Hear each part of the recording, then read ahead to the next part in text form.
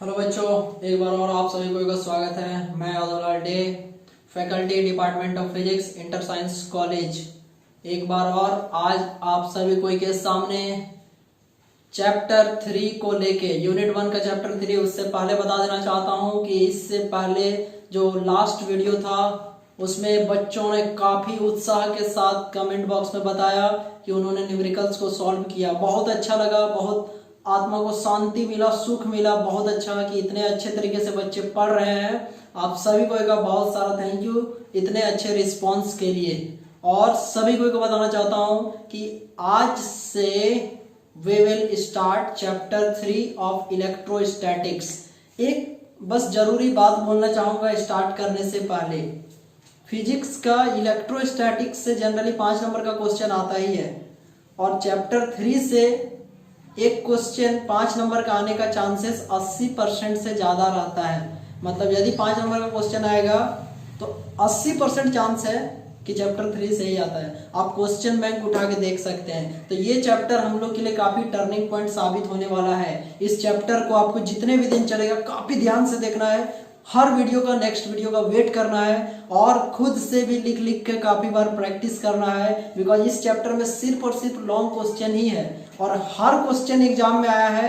तो बच्चों एकदम ध्यान से इस चैप्टर को पढ़ो। बिकॉज यदि आप फिजिक्स में 85-90 लाना चाहते हैं तो आपको एक भी प्रश्न नहीं छोड़ना पड़ेगा।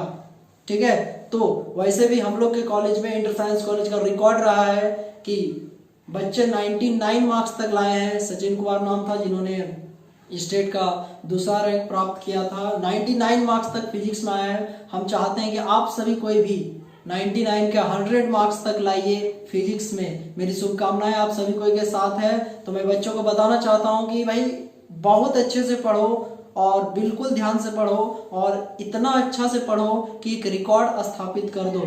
और बस एक चीज जो अभी तक हम लोग हासिल नहीं कर पाए हैं, ठीक है, और हम चाहते हैं कि वो चीज आप लोग में से कोई हासिल करके दिखाइए, and that is the first rank in all over Jharkhand. ठीक है, तो वैसे कैटेगरी रैंक के आधार पे एक बार आया था 2016 में, शायद डब्लू कुमार बेदिया नाम था, उन्होंने कैटेगरी के आधार पे लाया था। वो भी बहुत बड़ा एक माइलस्टोन अचीवमेंट था। लेकिन इस बार भी हमने वैसे लाया है, आप सब मतलब हम लोग के कॉलेज के स्टूडेंट्स में, लेकिन आप लोग में से भी रैंक 1 इन झारखंड जरूर लाइए।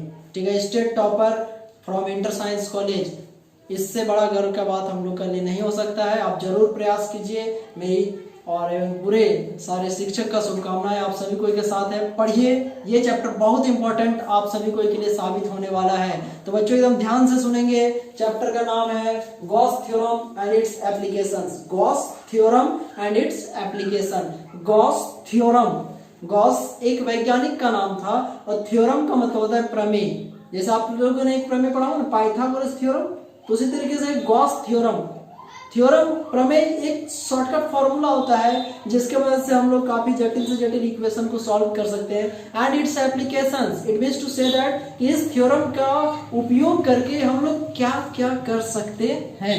तो बच्चों आज का टॉपिक है Gauss theorem in its applications. में सबसे पहले हम लोग को पढ़ना पड़ेगा इलेक्ट्रिक फ्लक्स। ये क्वेश्चन 2 मार्क्स में जनरली आता है। इलेक्ट्रिक फ्लक्स क्या होता है, इसके ऐसा यूनिट क्या है, डायमेंशन क्या है। तो इलेक्ट्रिक फ्लक्स बिल्कुल ध्यान से सुनेंगे, वीडियो को स्किप नहीं करेंगे। स्टार्ट होने जा रहा है, बहुत ध्यान से सुनिए बच्चों। What is electric flux? तो इलेक्ट्रिक फ्लक्स क्या होता है ना, किसी भी क्लोज सरफेस से टोटल कितने इलेक्ट्रिक फील्ड लाइंस नॉर्मली पार होते हैं, उन नंबर ऑफ लाइंस को कहा जाता है इलेक्ट्रिक फील्ड लाइंस। एक बार और कान लगा के सुनिएगा। किसी भी क्लोज सरफेस से, किसी भी क्लोज सरफेस से कितने electric field lines normally 90 degree पे परपेंडिकुलरली पार होते हैं, that is called electric flux. थोड़ा सा इमेजिन करो बच्चों इसको, उसके बाद हम बोर्ड पे छाप के आपको दिखाएंगे। मान लो एक सरफेस है, मान लो एक गोलाकार सरफेस है, ठीक है, और उस सरफेस से कितना इलेक्ट्रिक फील्ड लाइंस, कितना इलेक्ट्रिक फील्ड लाइंस बिल्कुल 90 डिग्री पे पार हो रहा है, 90 डिग्री पे पार हो रहा है, तो टोटल नंबर ऑफ लाइंस को कहा जाएगा इलेक्ट्रिक फ्लक्स। कोशिश करो, दिमाग में प्रेशर डालो, इसको थोड़ा पिक्चराइज करने का कोशिश करो। ठीक है, फिजिक्स को इमेजिन करने का कोशिश करो।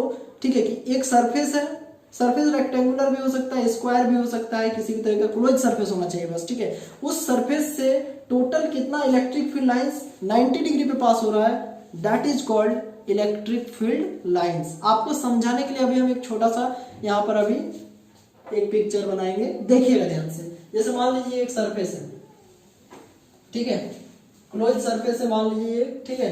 तो इस सरफेस से कितना इलेक्ट्रिक फील्ड लाइंस नॉर्मली पार हो रहा है, that are called electric flux. जैसे समझाने के लिए बस है,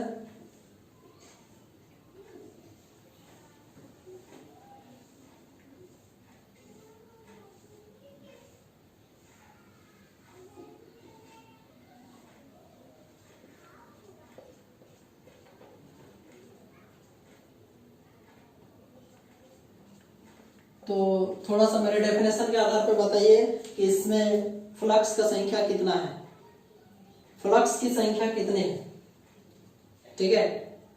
मैंने क्या बोला, ध्यान से सुनिए इधर, कि फ्लक्स किसको कहते हैं ना, किसी भी सरफेस से कितना लाइंस एकदम नॉर्मली पार होता है। थोड़ा और लोअर लेवल से यदि बोलेंगे तो कितना लाइंस एकदम सीधा सीधा पार होता है, एकदम 90 डिग्री पे पार होता है, ठीक है, उसके अंदर से, उसके अंदर से। तो यहाँ पर सही आंसर होगा फ्लक्स का 1 2 3 4 5 6 7 8 9, फ्लक्स की संख्या है 9, ठीक है। तो बच्चों और ये वाला 3 गो, इधर वाला 3 गो क्यों नहीं गिने, थोड़ा सोचिए। इसलिए नहीं गिने बिकॉज ये सब सरफेस के अंदर से पार नहीं हो रहा है, समझ में आ रहा है ना, ठीक है। या कुछ ऐसा वैसा भी लाइन रहता, ऐसे कुछ ऐसे लाइन रहता, ठीक है, या कुछ इस तरीके से, इलेक्ट्रिक लाइन तो कर्व भी होता है ना, ठीक है, तो ऐसे लाइन रहता, तो बताओ ये सब फ्लक्स होगा कि नहीं होगा, फ्लक्स होगा कि नहीं होगा, बिल्कुल नहीं होगा।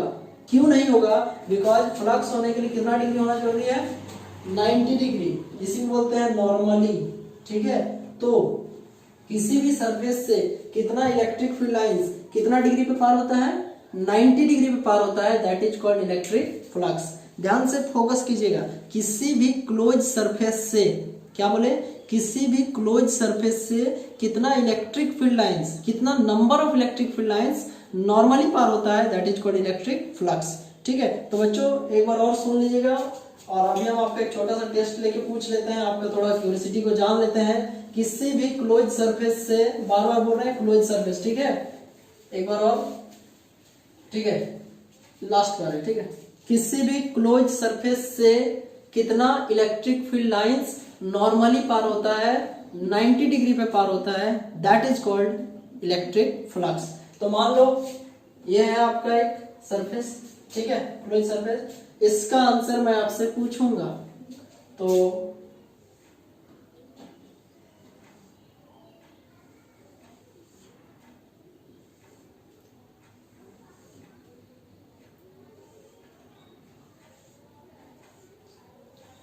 जरा आप बताइए इससे फ्लक्स की संख्या कितनी है, सोचिए, समझिए, इसको ध्यान से देखिए। फ्लक्स उसी को कहते हैं जो बिल्कुल नॉर्मली 90 डिग्री पे पास होता है। तो मैं आपसे पूछ रहा हूं, समझाने के लिए बस ये है, ठीक है, कि कितने फ्लक्स हैं। तो चलिए गिनते हैं साथ में। एक, ये फ्लक्स होगा कि नहीं होगा, ये फ्लक्स होगा, ये नहीं होगा, ये होगा कि नहीं होगा, नहीं होगा, ये होगा कि नहीं होगा, होगा। क्यों होगा, नॉर्मली पार हो रहा है, ठीक है। ये होगा कि नहीं होगा, नहीं होगा, ये होगा कि नहीं होगा, होगा, ये नहीं होगा, ये होगा, ये भी होगा। 1 2 3 4 5, तो फ्लक्स संख्या 5। जिन बच्चों ने सोचा था कि आंसर 5 है, उनका दिमाग बिल्कुल सही तरीके से इसको कॉन्सेप्ट को गेन कर रहा है, और उन लोग ने फ्लक्स को सीखा, ठीक है। आवाज बिल्कुल ध्यान से सुनिएगा, आवाज बिल्कुल ध्यान से सुनिएगा। फ्लक्स किसको कहते हैं मैंने आपको बता दिया। अब 1 2 नॉलेज के लिए बात, ठीक है। तो देखिए, सबसे पहले कोई बच्चा बता सकता है इस साइन को क्या कहते हैं, इस साइन को क्या कहते हैं, इसको पढ़ते हैं फाई, क्या बोले, फाई, फाई, इस साइन को पढ़ते हैं फाई, ठीक है। और फ्लक्स को इसी से डिनोट करते हैं, फाई से। और फ्लक्स का फॉर्मूला होता है E डॉट ds।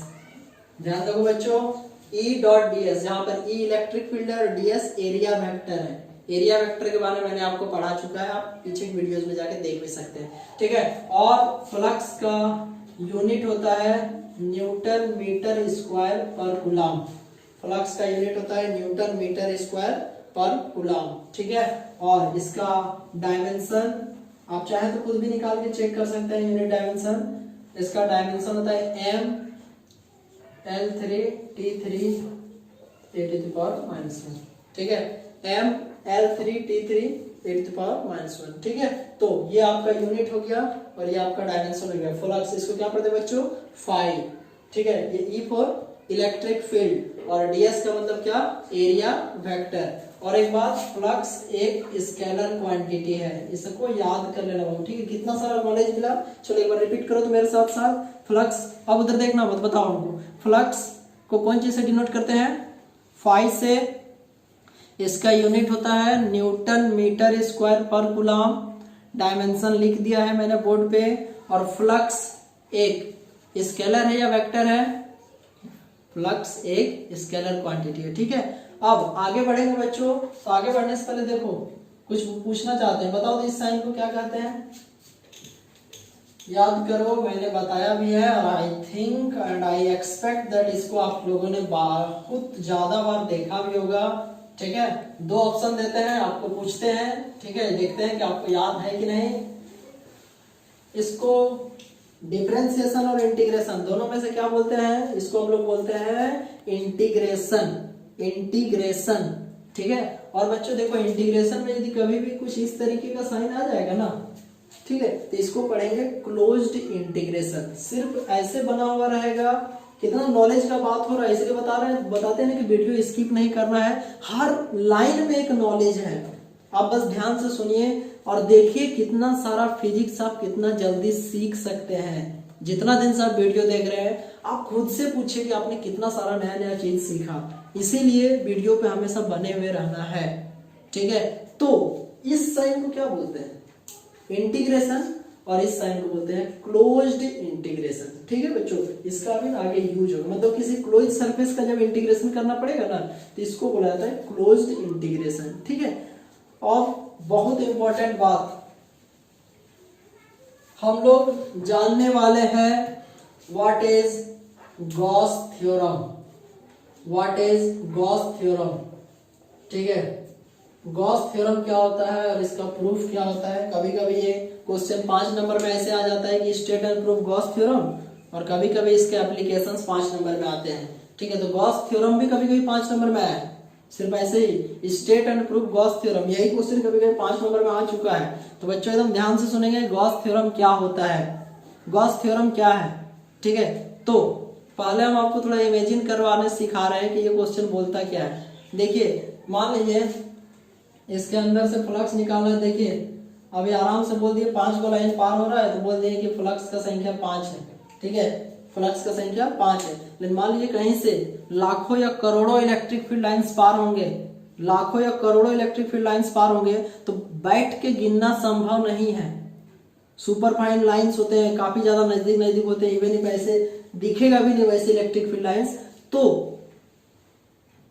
गॉस नाम के साइंटिस्ट ने इस प्रॉब्लम का सॉल्यूशन निकाला। उन्होंने क्या कहा सो सुनिए। गॉस थ्योरम क्या है? गॉस थ्योरम एक फॉर्मूला है। गॉस थ्योरम एक फॉर्मूला है जिसके मदद से हम लोग काफी आसानी से फ्लक्स का वैल्यू निकाल सकते हैं। एक बार और ये लाइन सुनिएगा ध्यान से, गॉस थ्योरम एक फॉर्मूला है। बैक करके 2-3 बार सुनिएगा, ठीक है। गॉस थ्योरम एक फॉर्मूला है जिसके मदद से हम लोग फ्लक्स का वैल्यू जान सकते हैं। मान लीजिए कहीं पर लाखों करोड़ों लाइंस पार हो रहे हैं, तो बैठ के गिनना संभव नहीं है। तो गॉस नाम के साइंटिस्ट ने बताया, अब सुनिएगा गॉस थ्योरम क्या होता है। गॉस नाम के साइंटिस्ट ने बताया कि किसी भी सरफेस से कितना फ्लक्स, किसी भी सरफेस से कितना इलेक्ट्रिक फ्लक्स पार हो रहा है, यदि यह आपको जानना है तो कुछ नहीं करना है, उसके अंदर जितना भी चार्ज है, क्या बोले, बहुत इंपॉर्टेंट चीज बोले, उसके अंदर जितना भी चार्ज है उसको आप एप्सिलॉन नॉट, नाम सुना है कभी बाबू, एप्सिलॉन नॉट से भागा दे दीजिए, दैट्स ऑल, यही हो गया flux. This is called Gauss theorem. तो बच्चों एक बार मैं रिपीट करता हूं, अगला 10 सेकंड बहुत इंपॉर्टेंट होने वाला है। What is Gauss theorem? तो गॉस नाम के साइंटिस्ट ने बताए थे, पहले अंग्रेजी में बोलते, it states that the total electric flux through a close surface, the total electric flux through a close surface is equal to 1/ε0 times the net charge enclosed by that surface. English समझे? ठीक है, एक बार और ध्यान से सुनना, line wise सुनना, ठीक है। The total electric flux, the total electric flux through a close surface is equal to 1/ε0 times the net charge enclosed by that surface. किसी सरफेस से कितना फ्लक्स पार हो रहा है, ये 1/ε0 टाइम्स होता है उसके अंदर जितना चार्ज है। एक बार और हिंदी में, किसी सरफेस से टोटल कितना इलेक्ट्रिक फ्लक्स हो रहा है, ये 1/ε0 टाइम्स होता है उस सरफेस के अंदर टोटल चार्ज का। नॉर्मल लैंग्वेज में कि आपको यदि जानना है कि किसी सरफेस से कितना फ्लक्स पार हो रहा है, तो कुछ नहीं करना है, बस चार्ज को ε0 से भागा दे देना है, चार्ज को ε0 से भागा दे देना है। इसी को बोलते हैं गॉस थ्योरम। और बच्चों, जैसे हर थ्योरम का प्रूफ होना जरूरी है, उसी तरीके से गॉस थ्योरम का भी प्रूफ है। और अभी हम लोग आइए गॉस थ्योरम को यहाँ पर प्रूफ करेंगे, ठीक है। तो ये देखिए, बहुत इंपॉर्टेंट लेक्चर जो अभी हम आपको स्टार्ट करने जा रहे हैं कि गॉस थ्योरम को कैसे प्रूफ करें, ठीक है। गॉस थ्योरम को किस तरीके से प्रूफ किया जाएगा, तो देखिए वीडियो के अंत तक बने रहिएगा, तो काफी कुछ सीखने को आपको मिलेगा। देखिए, प्रूफ, गॉस थ्योरम को कैसे प्रूफ करें, मतलब क्या प्रूफ करना है कि फ्लक्स फाइंड, और फ्लक्स का फॉर्मूला होता है E डॉट ds बराबर फॉर्मूला होता है Q/ε0। ये हम लोग को प्रूफ करके दिखाना है। फ्लक्स फाइंड बराबर E डॉट ds बराबर Q/ε0, ये प्रूफ करके दिखाना है। इसी को बोला जाता है गॉस थ्योरम। तो बच्चों, सबसे पहले मान लेते हैं कि एक चार्ज रखा हुआ है Q, मान लेते हैं सेंटर पे एक चार्ज रखा हुआ है क्या, Q, ठीक है। तो हम लोग क्या करेंगे, मान लेते हैं कि ये चार्ज, ठीक है, सेंटर पे रखा हुआ है Q, और इससे हम लोग इससे r डिस्टेंस पे एक पॉइंट मान लेते हैं P, और जहां का इलेक्ट्रिक फील्ड है मान लेते हैं E। क्या बोले, सबसे पहले क्या बोले, एक सेंटर पे चार्ज मान लेते हैं Q, और इससे r डिस्टेंस पे एक पॉइंट क्या है P, जहां पर इलेक्ट्रिक फील्ड क्या है E, ठीक है। इस डिस्टेंस को रेडियस मानते हुए हम लोग क्या करेंगे ना, एक स्फीयर ड्रॉ कर देंगे। ये देखिए, हम लोग एक स्फीयर ड्रॉ कर दिए, ठीक है, हम लोग एक इमेजिनरी स्फीयर ड्रॉ कर दिए, ठीक है। और इसको बोला जाता है गॉसियन स्फीयर। क्या बोले बच्चों, एकदम ध्यान से सुनिएगा। ये जो r डिस्टेंस है ना, इसी डिस्टेंस को लेके एक स्फीयर बना दिए, इसको बोला जाएगा क्या, गॉसियन स्फीयर, ठीक है। ये जो इमेजिनरी डॉटेड स्फीयर दिख रहा है, इस स्फीयर को बोलेंगे हम लोग क्या, गॉसियन स्फीयर। अब मान लेते हैं इस स्फीयर का एक छोटा सा पोर्शन ये है, मान लेते हैं, ठीक है, ये छोटा सा एक पोर्शन है, तो जैसे टोटल सरफेस एरिया हो जाएगा S, ठीक है। तो इसका एक छोटा सा पोर्शन है, मान लेते हैं उसका सरफेस एरिया है ds, मान लेते हैं एक छोटा सा सरफेस एरिया है ds। फिजिक्स में d का मतलब क्या होता है, स्मॉल, ठीक है। तो जैसे कि हम लोग जानते हैं, छोटा सा वहां पे फ्लक्स होगा d5 बराबर E dot ds is equal to Q/ε0, ठीक है। E dot ds is equal to Q/ε0, ठीक है। अब हम लोग इसको यदि बड़ा करना चाहे तो इंटीग्रेशन ऑफ d5, इंटीग्रेशन का यूज क्यों किया जाता है बच्चों, इंटीग्रेशन का यूज किया जाता है छोटा को बड़ा करने के लिए।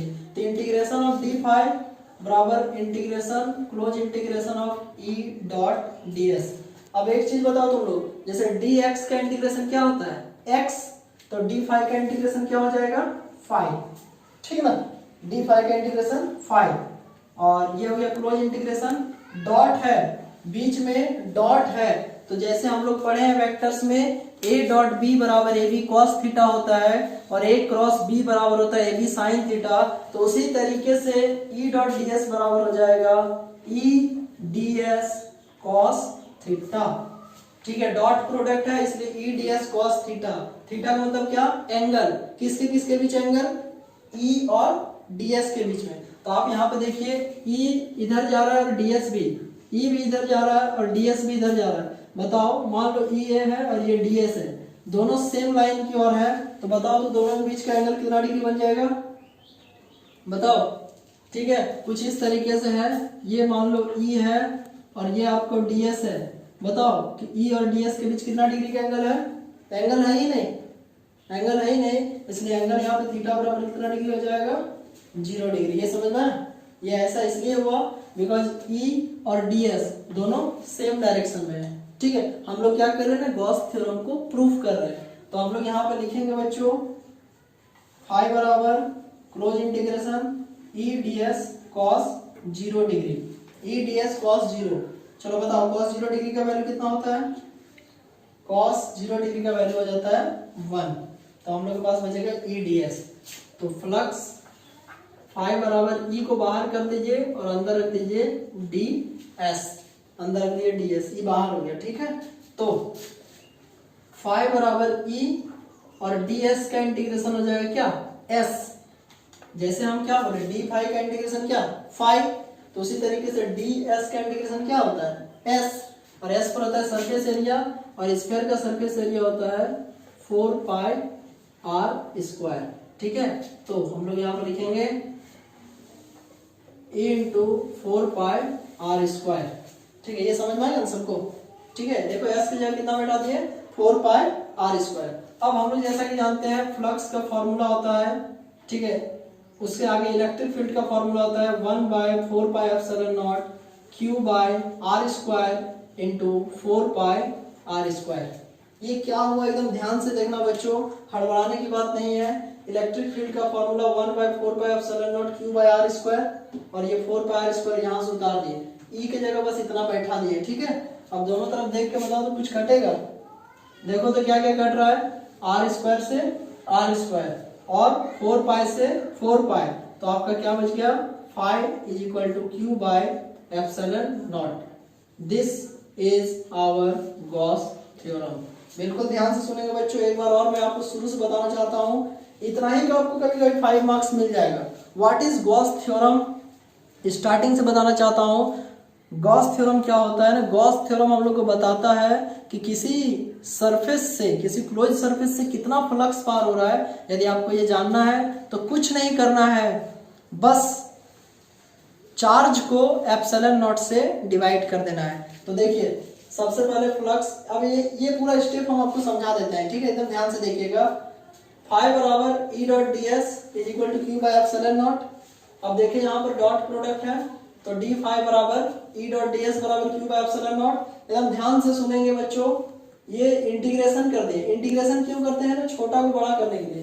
तो डी फाई बराबर integration of e dot d S. तो जैसे हम लोग का dx का इंटीग्रेशन x होता है, dx का इंटीग्रेशन x होता है, तो d फाई का इंटीग्रेशन क्या हो गया? फाई।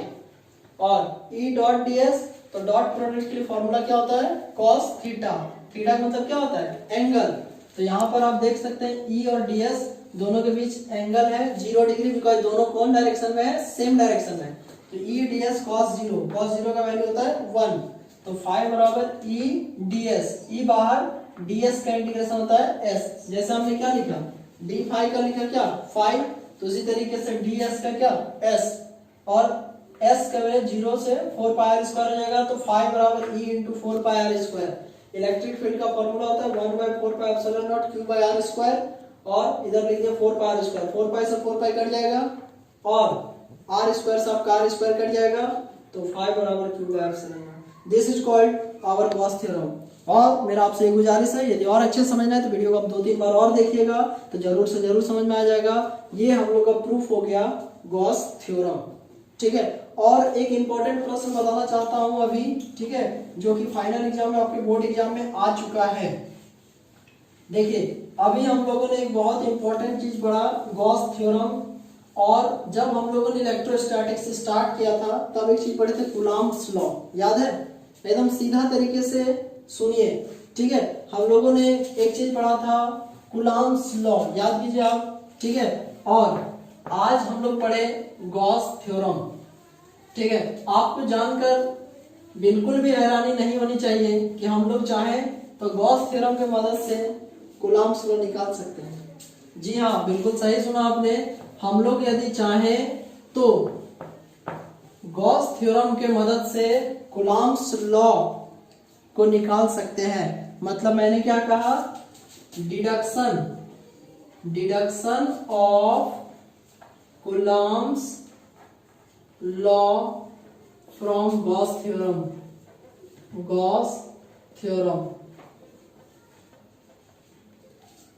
ठीक है?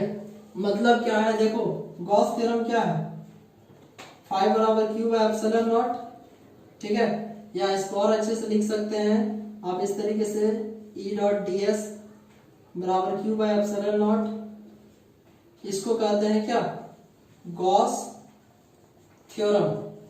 और आप इसके मदद से हम लोग F is equal to 1 by 4 pi epsilon naught Q1 Q2 by are square, इसको क्या बोलते हैं?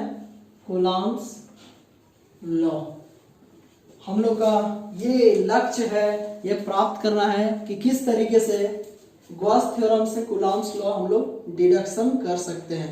मतलब क्या बोले कि गॉस थ्योरम से कूलम्ब्स लॉ तक जाना है, गॉस थ्योरम के बाद से कूलम्ब्स लॉ प्रूफ करना है। ये प्रश्न 3 मार्क्स में आपके फाइनल एग्जाम में आ चुका है। How can we proof the Coulomb's law with the help of Gauss theorem? Deduction of Coulomb's law with the help of Gauss theorem. मतलब शुरू करना है कहां से?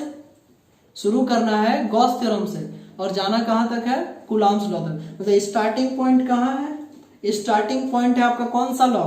Gauss law. और फाइनल पॉइंट कहां है? Coulomb's law. मतलब हम लोग को प्रूफ करना है, ठीक है, कि किस तरीके से हम लोग गॉस थ्योरम से कूलम्ब्स लॉ तक जा सकते हैं, ठीक है? ये हम लोग का हो गया इनिशियल, मतलब शुरुआती पॉइंट हो गया। ये 3 मार्क्स में आया था बच्चों, ठीक है? ये प्रश्न आपका 3 मार्क्स में आया था फाइनल एग्जाम में। तो ये इनिशियल पॉइंट हो गया और ये हो गया हम लोग का फाइनल पॉइंट। कैसे यहां से यहां तक पहुंचे? बहुत आसान है, कुछ भी नहीं है, ठीक है? बिल्कुल ध्यान से देखेंगे तो 2 मिनट के अंदर हम लोग ये सीख जाएंगे, ठीक है? कुछ इसी तरीके से कि मान लेते हैं कि 2 चार्ज है, ठीक है? 2 चार्ज है, मान लेते हैं Q1 और Q2 और दोनों के बीच का मान लेते हैं जो डिस्टेंस है वो R है। 2 चार्ज है, मान लेते हैं Q1 और Q2, दोनों के बीच का डिस्टेंस है R। कुछ इस तरीके से मान लीजिए ये एक चार्ज है Q1 और यहाँ पर एक चार्ज है Q2 और मान लेते हैं दोनों के बीच का डिस्टेंस कितना है? R, ठीक है? एकदम ध्यान से सुनिएगा। 2 चार्ज है Q1 और Q2, मान लेते हैं दोनों के बीच का डिस्टेंस कितना है? R। इसी R को रेडियस मानते हुए एक स्फीयर घुमा दीजिए। इसी R को रेडियस मानते हुए एक स्फीयर घुमा दीजिए, ठीक है? एक स्फीयर घुमा दिए हम लोग इसी R को रेडियस मानते हुए, ठीक है? और ये जो डॉटेड लाइन से स्फीयर बना है ना, इसको बोलते हैं गॉसियन स्फीयर। वो जो इमेजिनरी स्फीयर बनाए that is called Gaussian sphere, ठीक है? तो इस स्फीयर के अंदर कितना चार्ज है? Q1। और ये जो चार्ज Q2 है ना, ठीक है, वो स्फीयर के एकदम बाहरी सरफेस पे है। एकदम ध्यान से वीडियो को एकदम ध्यान से देखिएगा तभी सीख पाइएगा, ठीक है? तो ये आप लोग का चार्ज इस स्फीयर के बाहर है, ठीक है? तो बहुत आसान है बच्चों, देखेंगे। फ्लक्स का मान लेते हैं, फ्लक्स प्रूफ करने से पहले यहाँ पर हम लोग छोटा सरफेस एरिया मान लेते हैं। सपोज ये ds है, तो जैसा कि हम लोग जानते हैं फ्लक्स का फॉर्मूला d∅ बराबर E डॉट ds, और E डॉट ds बराबर क्या होता है? Q by epsilon not. ये फॉर्मूला होता है ना, Q का मतलब क्या होता है? चार्ज। तो इसके अंदर कितना चार्ज है? Q1। तो यहाँ पर हम लोग लिख देंगे Q1। तो integration of E dot ds बराबर क्या? Q1 by epsilon not. यहाँ तक सबको समझ में आ गया, ठीक है? अब इस E को बाहर कर दो, ठीक है? और इंटीग्रेशन ऑफ ds बराबर Q1 बाय एप्सिलॉन नॉट। अब E छोड़ दो, ds का इंटीग्रेशन क्या हो जाएगा? S। ds का इंटीग्रेशन हो जाएगा बच्चों S, और S का मतलब होता है सरफेस एरिया। किसी स्फीयर का सरफेस एरिया कितना होता है? गोले का पृष्ठीय क्षेत्रफल 4 पाई r स्क्वायर बराबर क्या लिख सकते हैं? Q1 by epsilon not. यहाँ तक समझ में आ गया? थोड़ा सा अपने लेवल को बहुत इंक्रीज करना पड़ेगा। इतना आसानी से सब कुछ समझ में तो नहीं आएगा, बिकॉज यदि आपको ध्यान से समझना है तो फुल कंसंट्रेशन के साथ देखना पड़ेगा। और जहां से भी आपको नहीं समझ में आता है, मैं बताऊं तुरंत शुरू से देखिए, या जिस पॉइंट में आपको प्रॉब्लम हो रहा है तुरंत वहां जाइए। आसान है, एक्चुअली यही सबको बोला जाता है फिजिक्स का डेरिवेशन, और पूरा का पूरा फिजिक्स डेरिवेशन पे आधारित है। आप ये कभी गलतफहमी मत रहिएगा कि सिर्फ पढ़ के, ठीक है, सिर्फ रट के लिख देंगे, तो फिजिक्स में वैसा कुछ है ही नहीं। हर एक कदम पे डेरिवेशन है, और बिना डेरिवेशन के आप फिजिक्स में आगे कभी नहीं बढ़ सकते हैं। दैट्स वाई यदि आपको अच्छे से अच्छे मार्क्स लाना है, ज्यादा से ज्यादा मार्क्स लाना है, तो मैं पर्सनली रिकमेंड करूंगा कि डेरिवेशंस को जितना ज्यादा बार आप लिख के प्रैक्टिस कर सकते हैं, because practice makes a man perfect. That's why कोशिश करते रहिए। देखिए E डॉट डी एस बराबर Q1 बाय एप्सिलॉन नॉट, बोलिएगा sir E dot d s बराबर होता है Q बाय एप्सिलॉन नॉट। अभी आपने तुरंत बता दिया भाई, Q का मतलब होता है चार्ज, और यहाँ पर चार्ज हमने कितना माना है Q1, तो E डॉट डी एस बराबर Q1 बाय एप्सिलॉन नॉट। और जैसे ds है ना, ds तो उसका इंटीग्रेशन हो जाता है क्या, s पर होता है सरफेस एरिया, और गोले का सरफेस एरिया होता है स्फीयर का 4 पाई आर स्क्वायर। इसको नीचे ले जाओ तो E बराबर लिख देंगे 1 बाय 4 पाई आर स्क्वायर। देखो इधर मल्टीप्लाई में इधर डिवाइड हो गया ना, Q1 बाय एप्सिलॉन नॉट। यहां तक समझ में आया? समझना लेवल का कि देखो इधर मल्टीप्लाई में इधर डिवाइड हो गया, ठीक है। थोड़ा सा और सजा दो तो अच्छा होगा। 1 बाय 4 पाई, एक काम करो इसको इधर ले आओ और इसको उधर ले जाओ, 1 बाय 4 पाई एप्सिलॉन नॉट, ठीक है। और ये हो जाएगा Q1 बाय आर स्क्वायर। यहां तक समझ में आया? कुछ नहीं किए हैं, आर स्क्वायर को यहाँ लिखे हैं और एप्सिलॉन नॉट को यहाँ लिखे हैं। यहाँ तक समझ में आ गया, ठीक है। अब आप लोग देखिए कि इलेक्ट्रिक फील्ड का एक फॉर्मूला हम लोगों ने पढ़ा है, E बराबर F बाय Q, पढ़े है ना, ठीक है।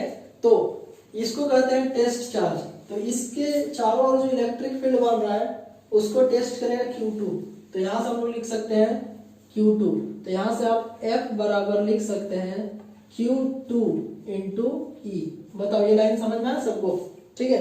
हम लोग क्या जानते हैं इलेक्ट्रिक फील्ड का फॉर्मूला, E बराबर F बाय Q, और Q का मतलब होता है टेस्ट चार्ज, और यहाँ पर टेस्ट चार्ज के रूप में कौन काम कर रहा है, Q2, इसलिए हमने लिखा E बराबर F बाय Q2। तो F बराबर Q2E, समझ में आया? इसके बाद एक लाइन हम करेंगे और आपसे पूछेंगे आप कितना ध्यान से देख रहे हैं। चलिए कितना ध्यान से आप देख रहे हैं हमको बताइए, इस लाइन के बाद ये लाइन कैसे आया?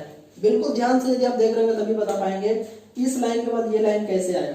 तो देखिए F की जगह F लिखें, Q2 की जगह Q2 लिखें, और यहाँ क्या लिखा हुआ है E। देखो E का वैल्यू है ना 1 by 4 pi epsilon naught Q1 by are square. Final product F बराबर 1 by 4 pi epsilon naught Q1 Q2 by are square. This is called Coulomb's law. तो बताइए बच्चों एकदम ध्यान से समझ में आया सबको? यही क्वेश्चन का 3 मार्क्स आया था। एक बार और वन शॉट में बता देते हैं पूरा, ठीक है, तुरंत समझ में आ जाएगा सिर्फ 2 मिनट के अंदर में। एकदम ध्यान से सुनिएगा, एक एक स्टेप को एकदम ध्यान से सुनिएगा कैसे कैसे करके आगे बढ़ रहा है। टॉपिक क्या था बच्चों? प्रूफ क्या करना था कि कूलम्ब्स लॉ के मदद से, सॉरी गॉस लॉ के मदद से कूलम्ब्स लॉ चाहिए था। मतलब हम लोग को क्या दिया गया था, कौन सा लॉ? Gauss law. और हम लोग को क्या प्रूफ करना था? Coulomb's law. गॉस थ्योरम दिया गया था और बदले में क्या मांगा गया था? Coulomb's law. तो देखिए ऐसे स्टार्ट होता है, जैसे फॉर्मूला था E डॉट डी एस बराबर Q बाय एप्सिलॉन नॉट, और ये लाना चाहता था हम लोग का, ठीक है। तो मान लेते हैं दो को चार्ज है Q1 और Q2 है, दोनों के बीच का डिस्टेंस कितना है? R। ये जो डिस्टेंस आ रहा है ना, इसी को मान के एक स्फीयर बना देते हैं, स्फीयर, ठीक है। और ये जो R है वो रेडियस है। इस स्फीयर में एक छोटा सा पोर्शन कंसीडर करते हैं, उसको ds बोलेंगे। ds का मतलब होता है स्मॉल सरफेस एरिया। तो देखेंगे ध्यान से, छोटा जगह है तो कम फ्लक्स होगा, तो d फाई बराबर E डॉट ds बराबर Q बाय एप्सिलॉन नॉट होना चाहिए था, लेकिन यहाँ पर आपका हो जाएगा Q1, बिकॉज सरफेस के अंदर चार्ज है Q1। तो जैसे कि आप देख सकते हैं E डॉट ds बराबर Q1 by epsilon not, E बाहर कर दिए, ds बराबर Q1 बाय एप्सिलॉन नॉट। तो जैसा d फाई का इंटीग्रेशन फाई होता है, dx का x होता है, dy का y, dz का z होता है, तो आपका ds का भी इंटीग्रेशन s होगा, और s पर होता है सरफेस एरिया, और स्फीयर का सरफेस एरिया होता है 4 पाई आर स्क्वायर। तो E into 4 pi are square बराबर Q1 बाय एप्सिलॉन नॉट, और क्या किए बच्चों, इसको ना नीचे ले आए, इधर मल्टीप्लाई में था इधर डिवाइड में हो गया, तो ई बराबर 1/4 पाई एप्सिलॉन नॉट को थोड़ा सजा के लिखे हैं, ई बराबर 1/4 pi are square Q1 by epsilon naught, थोड़ा सा सजाए हैं, ई बराबर 1/4 pi epsilon naught Q1 by are square. और जैसा कि हम लोग जानते हैं एक फॉर्मूला होता है ई बराबर एफ बाई क्यू, ठीक है, तो यहाँ पर क्यू का मतलब होता है टेस्ट चार्ज, इलेक्ट्रिक फील्ड वाले चैप्टर में पढ़ा था हम लोगों ने, यहाँ पर टेस्ट चार्ज के रूप में Q2 है, तो E बराबर एफ बाई Q2, तो F बराबर Q2E। अब इसके बाद ये कैसे आया ये हम आपसे सुनना चाहेंगे, तो देखो Q2 की जगह Q2 लिखे और E की जगह 1/4 pi epsilon naught Q1 by are square, थोड़ा सा सजा के लिख दिए हैं, E बराबर जो वैल्यू था उसको यहाँ से पुट किए थे और फिर F बराबर 1/4 pi epsilon naught Q1 Q2 by are square, F बराबर 1/4 pi epsilon naught Q1 Q2 by are square. This is called कौन सा law, this is called Coulomb's law, और इसके बारे में हम लोगों ने काफी पहले पढ़ भी चुका है। तो बच्चों ये था आज का वीडियो, ठीक है, यदि आपको पसंद आया होगा ये वीडियो तो जरूर जरूर लाइक करेंगे और कमेंट करके बताएंगे कि कैसे करके आपने इसको कितने बार लिख के प्रैक्टिस किए, ठीक है। और आज का वीडियो यही था, नेक्स्ट क्लास से जो वीडियो होने वाला है हर वीडियो 5-5 नंबर का होगा अगले कुछ दिनों तक, तो एक भी क्लास मिस नहीं करना है किसी को भी। नेक्स्ट डे से हम लोग का हर वीडियो इस चैप्टर में एक वीडियो 5 मार्क्स का, तो काफी इंपॉर्टेंट नेक्स्ट वीडियो होने वाला है, ठीक है। चैनल पे आपको सब्सक्राइब जरूर कर लेना है और बेल आइकन को प्रेस कर ही देना है, ठीक है। और इसी के साथ आज का क्लास यहीं तक था, और फिर से एक बार और मैं आपके और आपके पूरे परिवार के मंगल स्वास्थ्य की कामना करता हूँ। Stay home, stay safe, thank you very much to all of you, और घर पे सबको पढ़ते रहना है। बाय।